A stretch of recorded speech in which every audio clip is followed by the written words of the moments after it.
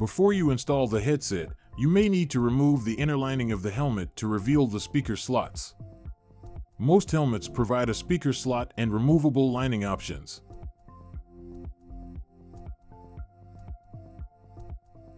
Fix the Velcro sticker first in the slot and then attach the speakers.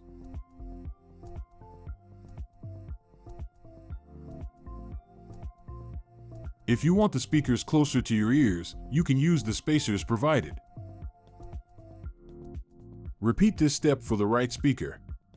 Pay attention to run the cable neatly behind the inner liners. If your helmet does not have speaker slots or doesn't have a removable liner, you will need to mount the helmet speakers on the Velcro stickers in the ideal location. This location will have to be determined before the Velcro sticker application.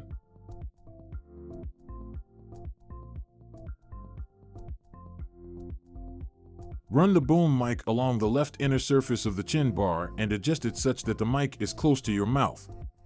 The boom mic features a flexible stem that lets you adjust if needed. For the mic to be in the correct position, ensure that the arrow mark on the mic is facing you.